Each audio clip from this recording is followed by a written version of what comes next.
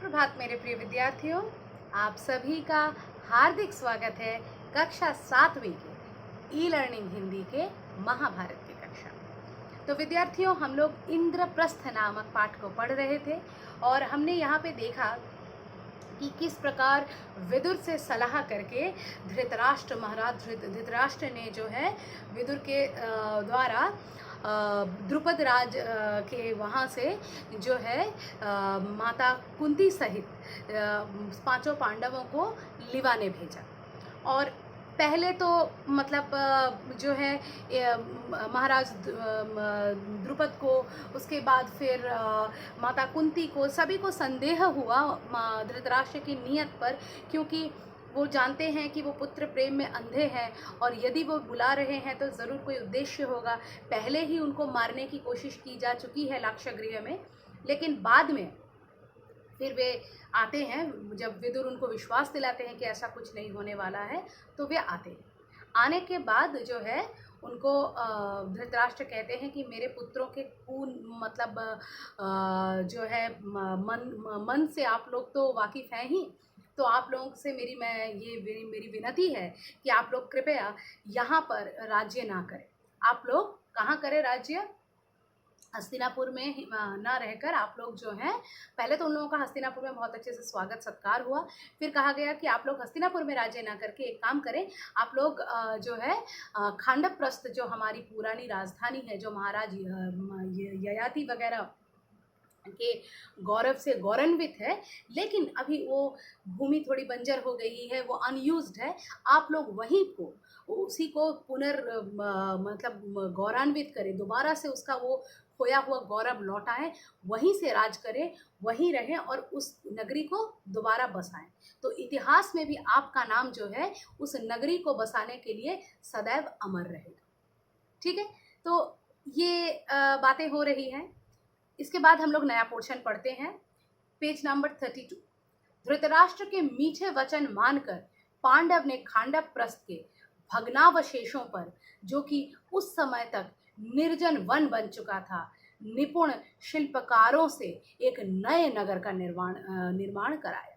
तो धृतराष्ट्र के मीठे वचन सुनकर पांडव तो न्यायिक थे, अच्छे थे, धर्मात्मा थे, तो वे उनके बातों में आ गए। उन्होंने उनकी बातों को विश्वास किया और उन्होंने उनके बातों पर विश्वास करके जो है क्या किया कि जो है मतलब बिल उनकी बातें मान ली। और जो खांडवप्रस्थ का भग्नावशेष है, मतलब खांडवप्रस्थ तो पूरी तरह से भग्न हो चुका था, टूट चुका था, उस खांडवप्रस्थ को अपनी राजधानी बनाने की सलाह जो धृतराष्ट्र ने दी, उसको स्वीकार कर लिया। वहाँ पर जाकर देखा कि वो बिल्कुल निर्जन वन हो गया है। निर्जन मतलब यहाँ पर एक इंसान भी नहीं है, पूरी तरह से एक वन हो चुका है। फिर वहाँ पर उन्होंने क्या किया, वे बिल्कुल भी डिसहार्टेंड नहीं हुए कि इस जगह पर हम एक राज्य कैसे बनाएंगे, एक पूरा हमारा मतलब साम्राज्य कैसे स्थापित करेंगे, महल वगैरह हर तरह की सुविधाएं, कार्यालय, ये क्या बनाना मुमकिन है? ऐसा उन्होंने नहीं सोचा। उन्होंने नामुमकिन को मुमकिन करने की ठानी और इसलिए निपुण शिल्पकार, अच्छे अच्छे शिल्पकारों को अपॉइंट किया, माने कि आर्किटेक्ट्स जो थे तब के ज़माने के, उनको मतलब अपॉइंट किया और उनसे एक भव्य नगर का निर्माण कराया, जो कि लोग इमेजिन भी नहीं कर सकते थे, वो उन्होंने वहाँ पर कर दिखाया।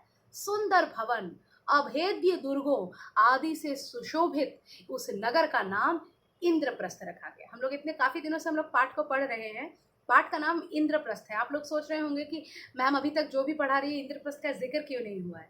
मैं पहले बता देती तो आप लोगों का एक्साइटमेंट खत्म हो जाता है, इसलिए मैं बताई नहीं आप लोगों को।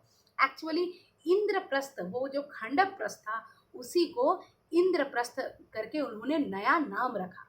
ठीक है, उन्होंने इस नई नगरी जिसको उन्होंने खांडवप्रस्थ से मतलब मेकओवर देकर एक नया रूप दिया, उसका नाम उन्होंने इंद्रप्रस्थ यानी इंद्र की नगरी। इंद्र की नगरी कौन सी है?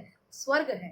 तो स्वर्ग जैसा सुंदर बनाया और उसको उसी में उन्होंने स्वर्ग की कल्पना की। यहाँ एक सीख है बच्चों आप लोगों के कि आप चाहे ढेर सारी चीज़ों में रहें, लेकिन यदि आपके मन में संतुष्टि नहीं है तो वहाँ भी आपको जो है मन महसूस कर रहना पड़ेगा। आपको बार बार लगेगा कि भाई जो चीज़ें मुझे मिलनी चाहिए थी मुझे नहीं मिल रही है, मेरे फ्रेंड्स को जो मिल रही है मुझे वो नहीं मिल रही है। लेकिन यदि आप संतुष्ट रहने वाले हैं तो फिर ये जो छोटा सा छोटा गिफ्ट भी है ना, आप चाहें तो उसको भी बड़ा कर सकते हैं। गिफ्ट ही क्यों, अगर आपको कुछ छोटा सा भी चीज़ दे दिया जाए और एंड यू ड्रीम बिग, तो you can make it bigger.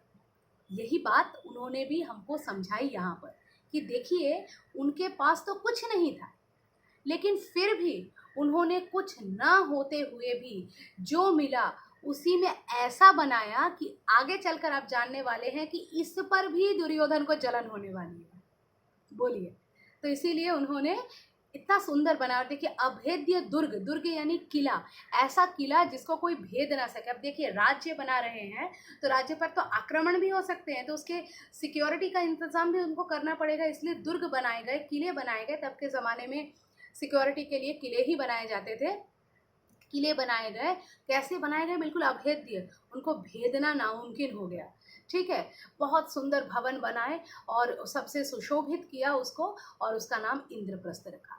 Indraprastha की शान एवं सुंदरता ऐसी हो गई कि सारा संसार उनकी प्रशंसा करते ना थकता। ऐसा बना दिया कि पूरा संसार जो है उसकी प्रशंसा करते हुए नहीं थकता है। उनको लगता है इससे सुंदर कुछ हो ही नहीं सकता है। सच में धरती पर उन्होंने स्वर्ग का साम्राज्य स्थापित कर दिया।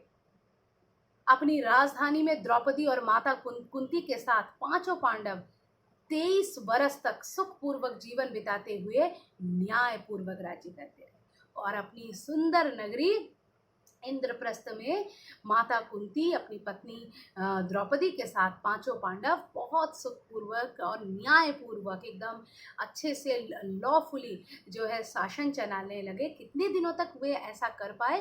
23 ईयर्स तक इस तरह से वे राज करते। तो ये पाठ हमारा यही समाप्त होता है, साथ में आज की कक्षा भी यही समाप्त होती है। फिर मिलते हैं, तब तक के लिए मुझे आज्ञा दीजिए। धन्यवाद।